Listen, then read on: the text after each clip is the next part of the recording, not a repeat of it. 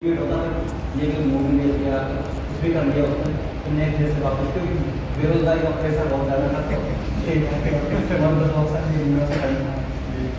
तो आप देखिए मतलब जो भी आपका मोटिवेशन है एग्जाम के आपने सोचे आपने क्यों स्टार्ट की तैयारी ना, आप उस चीज़ को ध्यान रखिए, वो चीज़ आपके मोटिवेशन में काम करेगी। क्योंकि मेरे दिमाग में होता था कि IIT से ग्रेजुएशन के बाद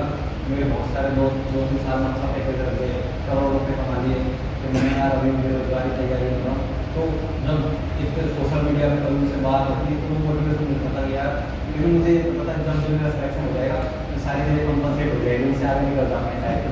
तो ऐसी चीज़ें आप जो भी चीज़ आपके दिमाग में है जिस वजह से आपने तैयारी स्टार्ट की वो चीज़ को आप याद करिए, फैमिली से बात करिए, घर वालों से बात करिए, वही मोटिवेशन काम करिए। कंटिन्यूटी तो बहुत ज़रूरी है एग्जाम में, क्योंकि आपने जब भी 3 दिन से ज़्यादा गैप लिया चीज़ें फिर साफ होने लगती है, तो ये भी बहुत ज़रूरी है कि आप कंटिन्यूटी बना रहे।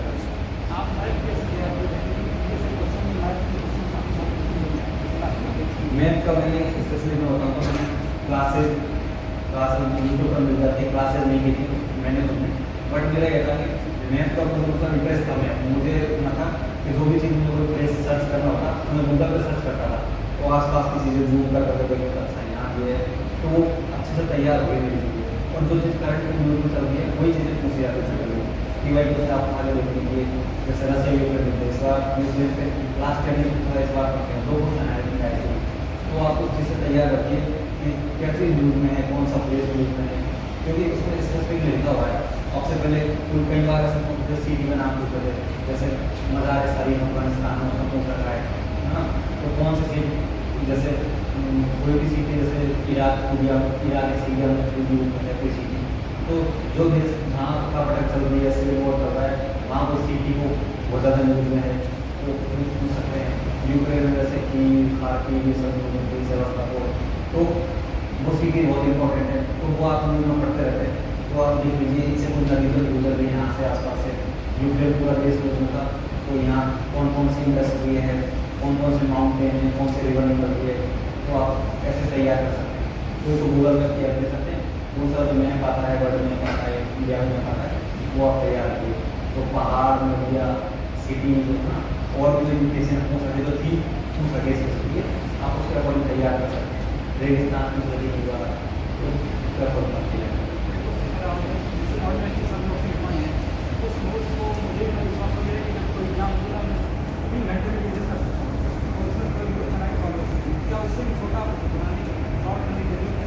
नहीं अब इससे थोड़ा क्या लाना है, आप मिनटों में तो नहीं ना, 3 घंटे का काम किया आप, जैसे आपको कल एग्जाम देना है तो आज आप आराम से 3 घंटे रात में बैठे रिविजन कर लीजिए।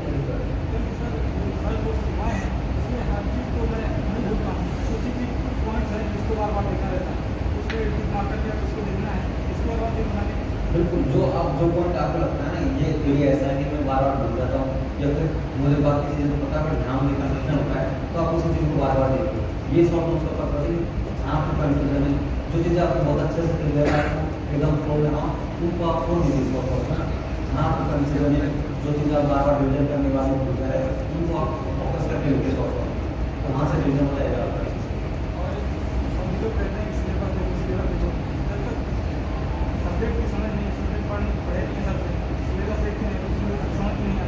बिल्कुल, इसीलिए मैंने कहा सिलेबस आपके पास, सिलेबस और PY की वैसी चीज़ें जो हमेशा आपके पास रहनी चाहिए, आपके बैग में रहनी चाहिए, आप जहाँ भी पढ़ रहे हो टेबल पर रहना चाहिए।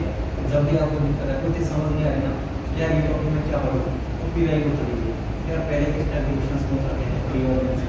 उससे हेल्प मिल जाएगी। अगर 4-5 क्वेश्चन पूछ सके तो आप क्वेश्चन को तैयार कर लीजिए, अगर ज़्यादा और कुछ नहीं करना उससे आप काम कर जाएगा। लेकिन मैं ये मानता हूँ UPSC में बहुत ज़्यादा नॉलेज का गैप नहीं है, क्योंकि UPSC सिर्फ ग्रेजुएट चाहिए, उसको PhD होल्डर नहीं चाहिए, और ग्रेजुएट्स में वो ये मानते हैं सिंपली BA करके आया हो, BSc करके आया हो, BTech करके आया हो, इसलिए स्ट्रीम से उसने अपनी ग्रेजुएशन किया, और ग्रेजुएशन मुश्किल से 20-21 साल में लगा दिया। तो और 20-21 साल का बच्चा चाहिए तो जो एक बहुत ही सामान्य बच्चा हो, तो इसीलिए उनके क्वेश्चन उसी टाइप के होते हैं, तो बहुत ज़्यादा नॉलेज वगैरह है नहीं UPSC, तो आप बहुत ज़्यादा सोर्स इकट्ठा करने से बचिए, बहुत ज़्यादा कुछ पढ़ने से बचिए। बस जो चीज़ आप पढ़ रहे हो उसको आप कोई भी चीज़ अगर ये सोच के पढ़िए कि ये चीज़ मैं पढ़ रहा हूँ ना, तो उसको कम से कम 10 बार पढ़ूँगा, 15 बार पढ़ूँगा, तभी आप पढ़िए। एक बार पढ़ने से कोई फायदा नहीं है, उससे अच्छा है आप पढ़िए।